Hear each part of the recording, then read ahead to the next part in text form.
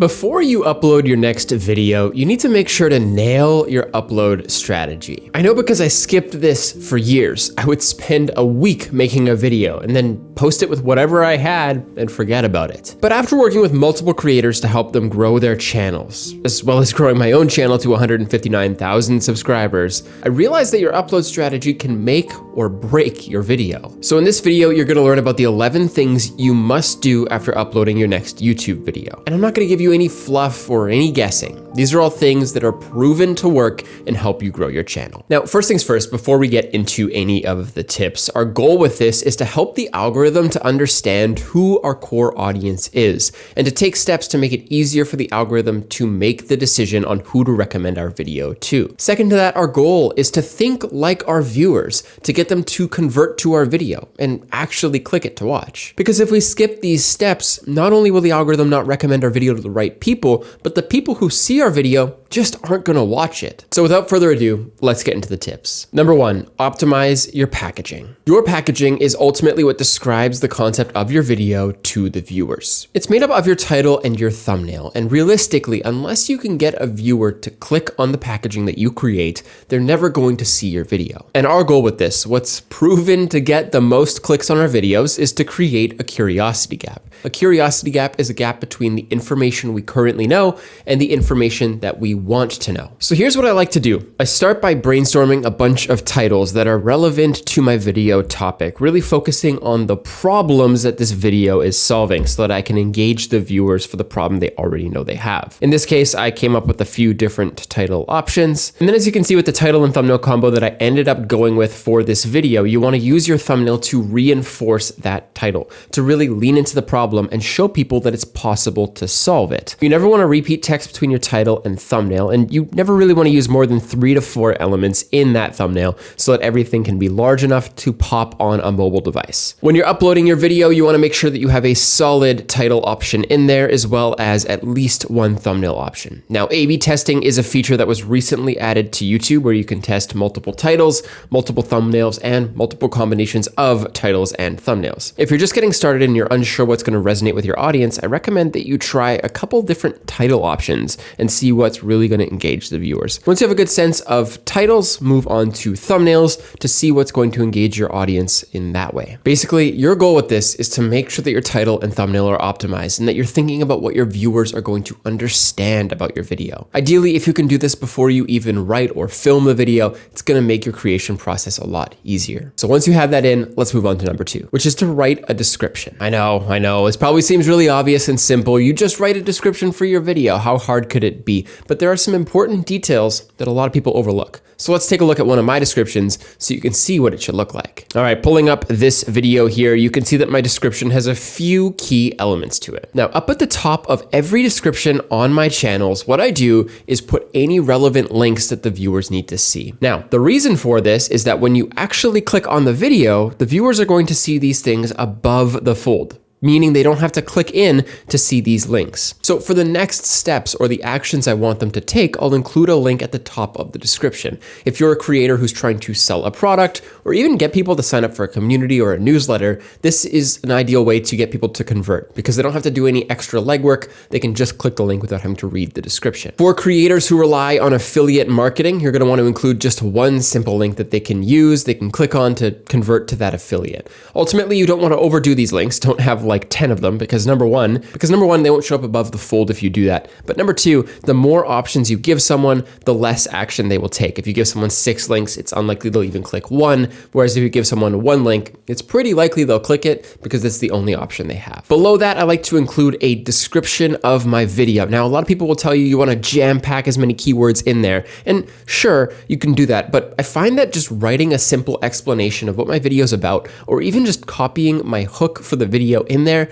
makes it a lot easier for me to describe that video concept. Jamming keywords in there is effective to help you get search rankings, sure, but ultimately you want to make sure that your video is accurately described. So just simply by writing my description and thinking about what my viewers are going to want to know about this video if they were to click on it and just try and get a quick summary, I wrote this: most creators will never make money from YouTube, which already ranks on make money from YouTube, creators, all of these keywords. But it's not because they're making bad videos. It's because they're taking the wrong approach. So if they search wrong approach YouTube, start YouTube. Basically, my goal with this is to rank on a few different keywords, but not to over optimize it and try and overdo it. Once you have a quick summary without overdoing it, what you can actually do is include any social media links you might want to promote or any other secondary links that aren't immediate action items. Once you have all of those things, then you can move on to the next step. Number 3, add chapters to your video. So this is kind of a continuation of your description, but it's something that's really important to do. Basically, you want to add timestamps to your video to show viewers what's coming up.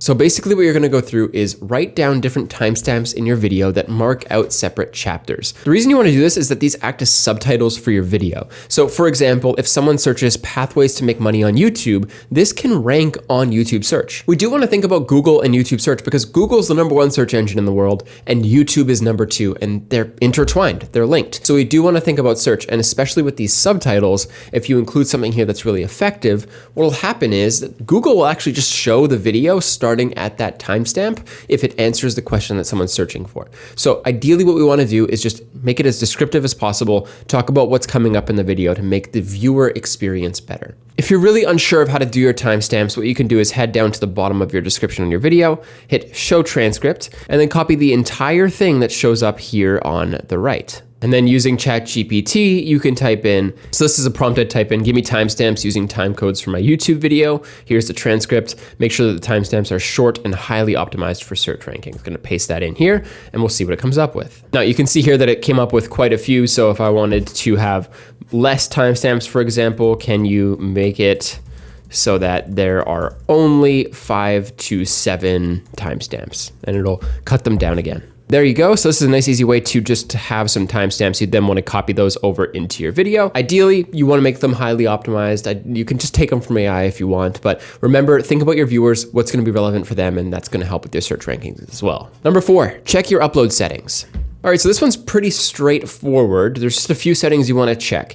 Basically, each of these are down below in your video details. You'll see number 1 is your video made for kids. If it's not made for kids, you want to make sure you select that it is not made for kids so that you're not getting ranked separately from other videos. Second, if your video is a paid promotion, make sure you check that it is a paid promotion. This is required by US law. If you're in the US, you must disclose paid partnerships. And then anything that may be AI content, make sure you check the right box, either yes or no. My videos are not AI generated, so make sure to check no to filter them appropriately. Beyond that, the only other things you should really focus on for settings are making sure that your category is correct, and then take a look through, make sure that everything is exactly how you want it to be. These settings just ultimately help YouTube to understand more about your video. And honestly, like even the paid promotion one, it's not necessarily going to help with your rankings. In fact, checking yes or no for AI content, or even checking yes or no for paid promotions, that's not going to affect your algorithmic rankings, because if it did, people wouldn't be incentivized to be truthful.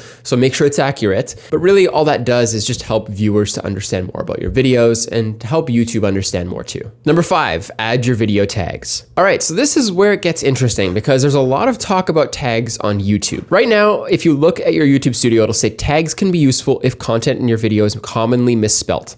Otherwise, tags play a minimal role in helping viewers to find your video. When you see something like that, you may not even put any stock into your tags. And quite frankly, on a lot of my videos, I don't even use tags at all, and they've been fine. But if we're thinking like a small creator, as someone who wants to grow their channel, you want to make use of every tool at your disposal. So I do recommend adding tags, but it's important to remember how to add tags properly. Don't just spam in any word you can think of. Think of relevant words to your video. So for example, with this, what does YouTube pay? How to get monetized on YouTube, YouTube partner program. Those are the things that I thought were kind of relevant. There are more tags I could add, and vidIQ helps a lot with this. How to make money on YouTube, how to get monetized on YouTube fast. Those are all things that are relevant to my video. Could even add things like make money YouTube, or YouTube as a whole, YouTube money, YouTube check, how much I made from YouTube. These are all relevant tags to my video. I like to think of these as searches that people might have that I want to rank on, or even videos I want to be recommended beside. I might copy and paste some of those titles into my tags. This is a really solid way to increase the reach of your video as a small creator and give a head start to the algorithm and understanding what the audience for your content is. Don't feel like you need to fill it up. Don't overdo it either, because I think the less is more in this case, and really helping you to rank effectively on the ones you are including.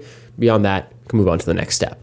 6, update your channel tags. This one is relevant to the last one, but I think it's important because as soon as I started adding channel tags to my channel, this channel I'm building right now, what I saw was that my rankings improved and I was getting recommended on videos that were very relevant to my audience. So what you want to do is head down to settings in the bottom left corner and then hit channel. You'll see that there's a bunch of tags added in here. What I'd like to do is just think of different categories that I rank in with my channel, other competitors within the space, and things that people might be searching that I want to rank against. That's really all it takes. That's really all you need to do. And while you're here, in case you're not eligible for any of these features, I would do that. Just verifies your channel and make sure that you're all good with YouTube. Number 7, add your end screen video. Now, in case you're not already doing this, you want to have one video that you recommend at the end of every single video you post on YouTube. Ideally, you want the next video to be relevant to something that the viewers might need next at the end of the video you're talking about. Let's say, for example, the video that I'm looking at here and I've been looking at in this video, it's boring, but it's how YouTubers go full-time in 2026. What might be relevant after that is how to get more views because they know how to go full-time. Because they know how to go full time, but do they know how to actually grow their channel initially? So what I might recommend at the end of that video, if I head into end screens here and click on that, is a video about like, yeah, okay, in this case, signs you're about to blow up, signs you're on the right track. It's a relevant video. And what I always do is I make sure to mention the video at the end while I'm filming so that it's a direct recommendation to solve the next problem the viewers might have. Don't include more than one video because that can overwhelm the viewers. If you give them, again, you give them 6 options, it's going to be too many. Just give them one option. I'm fine with including this subscribe here because I point the other way when I'm actually making these recommendations, so it's not going to affect things too much. But just make sure you have that end screen in there and that you do recommend another video because that will increase your session times for people who do make it to the end. And if they have autoplay on, it'll actually just play that video automatically for them, which is great because it shows YouTube that your videos create longer sessions, keep people on the platform, and that is what's going to get you more recommendations. Number 8, insert ad breaks. All right, I jumped over to my other channel here so I can show you this one. Basically, if you head to the monetization tab in your YouTube studio on a given video and you hit manage ad slots, what you want to do is add in slots where viewers can get served an ad. Now, the automatic ad slots are basically built into sections in your transcript where it's going to be non-interruptive to your viewer. But what I like to do is add in more that may or may not get recommended so that there's a higher chance of having ads run. And we're not looking to overdo this. And again, just because there's this many ad slots in the video, it does not mean that YouTube's going to show this many to the viewers. It's just a chance that the viewers have at seeing an ad. And ideally in a video that's 15 to 20 minutes long, you want to have at least 3 to 4 ads. YouTube knows when viewers don't like ads. So the people who don't like ads, they don't get served as many ads. The people who resonate with ads, they get shown more ads. So make sure that you're aware that just adding these in doesn't guarantee an ad slot. I like to put them in every minute and a half, and YouTube will even flag that if there's too many, it probably won't show these ones, and that's totally fine. But I like to increase the chances that I have of actually having an ad run so that I can increase the RPM and you know, make an effective amount of money from the video. Doing that helped me make almost $1,000 from this video with an $11.28 RPM, which is very nice because it funds more videos in the future. Number 9, leave your video alone. This one is hard, but when you post your video, you just have to leave it. Leave it for like 24 hours. Don't touch anything. Unless you're a larger creator and within like 6 to 12 hours, you'll start to see results from your tests and see viewership coming in. I wouldn't worry about touching anything right away if you're a small creator though. Let the views roll in, let the algorithm do its thing. Don't make too many changes because that can affect the recommendations. If you change your title every hour because you're not seeing views, what can happen is that it's going to mess up the algorithm's recommendations and maybe figuring out the audience. And if you change the title, it'll affect who's going to watch the video. Give the algorithm time to do its work. It will get there. Number 10, reply to comments. Okay, this one's essential. You want to reply to comments whether you're a small creator or a large creator. Even large creators should try to reply to the comments that are, longer. They have full paragraphs. They're really engaging with the video because it shows that you care. And if you're a smaller creator, you should be replying to every single comment on your videos because that's what builds up your community. I guarantee if you comment on this video, I'm going to reply. This just helps to build up the audience. It's really what matters because you get feedback on your content, what people liked, what people didn't like, and then other than that, just keep waiting. Number 11, adjust your packaging. Now, after you've waited 24 to 48 hours, this is where you want to start doing some testing. Once you've seen what people are doing, how they're enjoying the video, that's where you want to make adjustments. If I look at this video, for example, here, it took about 24 hours before it started to pick up and before it found its audience. But then I saw it was at a 6 to 7% click-through rate, which told me that I wanted to really lean into the title that was resonating well. There was another test here before. So I focused the packaging, made sure I selected the test that was winning so that the click-through rate would go up even more. It hit 7%, and that's what pushed it out to a wider audience. And that's ultimately why it got 88,000 views, because I gave the algorithm time to figure things out. As you can see here, it was pretty flat, but once it figured it out, once it knew what test was winning, I switched it, and that pushed it onwards to a larger audience. Give the algorithm time to figure things out, but once it seems to have figured things out, that's when you want to make adjustments. You can also scroll down to look at your retention chart. This is where you're going to want to start learning what resonated with people. Honestly, this is a really good retention chart. There isn't a super flat section in this video, sure, but I mean, 1 in 3 people made it to the end of this video, and really high overall, 47% retention. So not a lot to learn from this one, but if you see like ups and downs, that's where you want to see like what engaged people. Look for flat sections where people were super focused on the video, they didn't click off. That's really what you want to learn from with your videos. If you follow all of those steps, you should see huge results with your content over time. That's when you start to see the views really climbing. Video by video, you're building up momentum. You're building a foundation of viewership. So give things the time that they need. But by doing all of those things, you're setting yourself up for the best chance at having your videos do well. Now, if you're looking to grow your channel, I do personalized one-on-one coaching with creators to help them grow their views and their income. So if you want to sign up for that, there's a link down below. Fill it out and I'll get in touch with you. Beyond that, if you want to just keep watching these videos, I post twice a week, helping you again to grow your views and income on YouTube. So subscribe for more. Sign up for my free newsletter where I send out 1 email a week as well. But now that you've watched that, check out this video where I show you the full pathway to going full-time on YouTube.